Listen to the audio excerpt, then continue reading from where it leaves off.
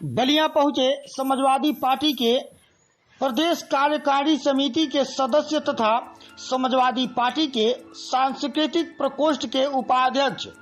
खबर उत्तर प्रदेश के बलिया जनपद से है, जहां समाजवादी पार्टी के प्रदेश कार्यकारिणी के सदस्य रबुद्दीन तथा समाजवादी पार्टी के राष्ट्रीय उपाध्यक्ष सांस्कृतिक प्रकोष्ठ नौशाद खान बलिया पहुंचे।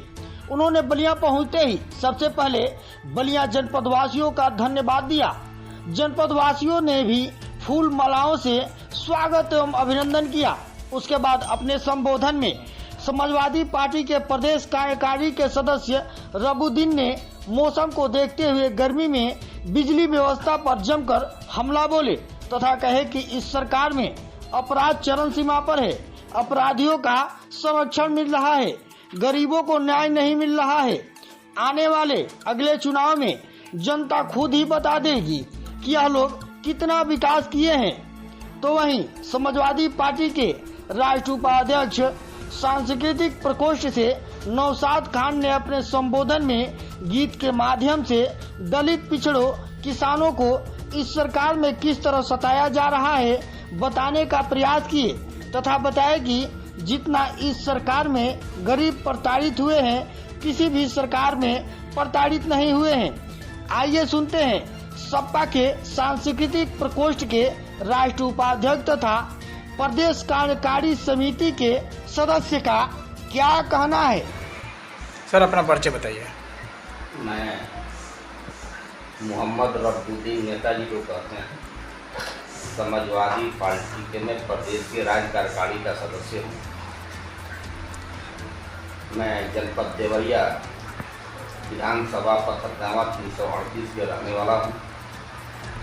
आज मैं बलिया में उपस्थित हूँ। बलिया में हमारे माननीय मिठाई लाल भारती जी, जो अम्बेडकर वाहिनी समाजवादी पार्टी के राष्ट्रीय अध्यक्ष हैं, उनसे राजनीतिक चर्चा करने के लिए मैं बलिया पहुंचा। जी, बलिया में आप आए हुए हैं, आपका पहला बार आगमन है यहाँ पे। बलिया में मंत्री दयाशंकर सिंह के कहना है कि यहाँ पे सड़क और बिजली का व्यवस्था बढ़िया है। आप इस पे क्या कहेंगे? मैं कहूँ कि मैं खुद चल करके आपके इस गांव सभा में आया हूँ। ये मुझे बड़ा खराब लगा। हमको नहीं लगा कि भाई जी जो है यहाँ का पूछना पड़ा कि यहाँ का विधायक कौन है। ये मंत्री दयाशंकर सिंह जो है कैबिनेट मंत्री हैं। इनके पहले इनकी पत्नी भी मंत्री हुआ करती थी, लेकिन सड़क देख कर तो लोगों से ये पता लगा कि बिजली जो है घंटों घंटों गायब रहती है। 24 घंटा में 7 घंटा बिजली नहीं मिल पा रही है। ये हमको लग रहा है कि ये सरकार पूरी तरह से फेल है। चुनाव की बात किया जाए तो पिछले बार जो सपा समाजवादी पार्टी था वो अच्छा सीट हासिल किया था। इस बार 2027 में क्या तैयारियां हैं और किस तरीक़ा से प्रदर्शन करेगी?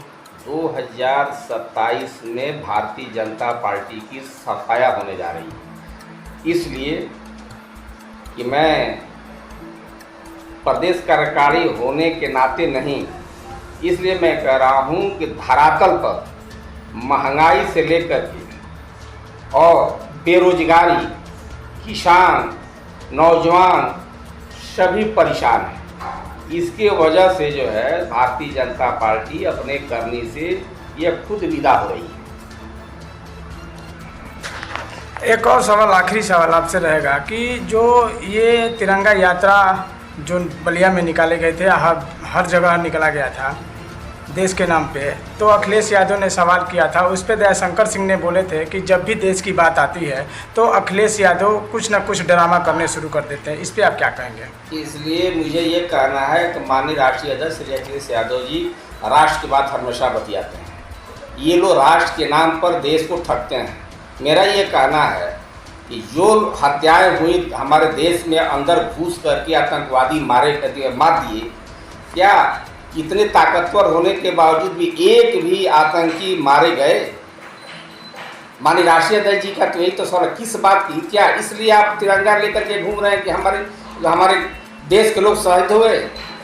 इस बात को लेकर के आप तिरंगा लेकर के चल रहे हैं? माननीय राष्ट्रीय अध्यक्ष जी का ये कहना है कि सारे ताकत आपने हिंदुस्तान को आप लोगों के जिम्मे दे दी गई। क्या इसलिए दे दी गई? छत्तीसगढ़ से लेकर के राजस्थान से लेकर के मध्य प्रदेश से लेकर के कई घटनाएं ऐसे हुई हैं और एक भी घटनाओं पर ये सरकार गंभीर नहीं हुई।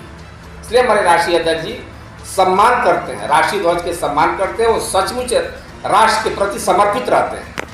ये भारतीय जनता पार्टी हर बात में ठगने का प्रयास करती है, हर बात में छलावा करती है। इसलिए जो है राष्ट्रीय अध्यक्ष जी ने विरोध तिरंगा का नहीं किया था, इन लोगों का रंग का किया था, इन लोगों का ढंग का किया था और हम लोग करते रहे। समाजवादी पार्टी के लिए आप दिन रात मेहनत करते हैं, आप समाजवादी पार्टी के लिए क्या तैयार किए हैं कुछ अलग? देखिए, आज मैं आपके शहर में आया हूँ और कुछ संदेश लेके आया था अपने माननीय नेताजी के साथ। मैं पार्टी को दोबारा राष्ट्रीय उपाध्यक्ष बनाया गया हूँ समाजवादी सांस्कृतिक प्रकोष्ठ का, और हम लोग पार्टी के विचारों को, पार्टी के जो भी कार्य होते हैं उनको गीतों के माध्यम से जन जन तक पहुँचाते हैं, इससे जागरूकता बढ़ती है। तो इस बार का हमारा कुछ संदेश हमने लिखा है। जैसा कि आप जानते हैं कि पीडीए पे हमारी पार्टी फोकस की हुई है, पीडीए पे काम चल रहा है, तो पीडीए पे ही हम लोग कुछ तैयार करें। तो आपके चैनल के माध्यम से मैं पढ़ता हूँ और जन जन तक पहुँचे, करना है और कहना है कि जागो पिछड़े दलित किसानों, तुम्हें जगाने आए हैं। जागो पिछड़े दलित किसानों, तुम्हें जगाने आए हैं। है संदेश मुलायम का अखिलेश सुनाने आए हैं। है संदेश मुलायम का अखिलेश सुनाने आए हैं। जागो पिछड़े दलित किसानों। और कहना है कि जिसकी संख्या जितनी भारी उसको अब अधिकार मिले। भूख गरीबी नहीं रहे और कोई ना लाचार मिले। कि जिसकी संख्या जितनी भारी उसको अब अधिकार मिले। भूख गरीबी नहीं रहे और कोई ना लाचार मिले। और कोई जाति किसी जात पर करे न अत्याचार मिले। बाबा साहब भीमराव का हर सपना साकार मिले।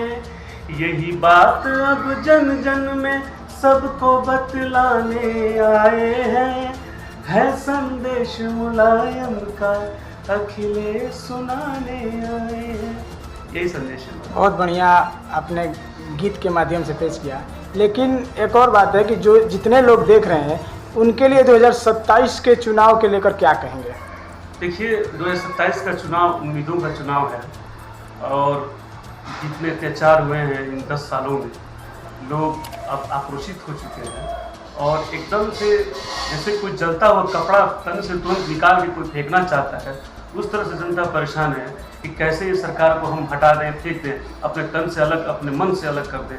इसलिए कि अब अत्याचार की सीमा बहुत ज़्यादा बढ़ गई है और हम जैसे नौजवान जो लोग जो इस सरकार में प्रताड़ित होते हैं, सताए जाते हैं, उन सब का एक ही संदेश है कि 2027 में अब की बात अखिलेश जैसे महान सोच वाले और अच्छे नेता को हम लोग मुख्यमंत्री बनाएंगे और 2027 में सपा की सरकार बनाएंगे और ये जुल्म करने वाली सरकार को हटाएंगे, चाहे उसके लिए जो भी बलिदान देना।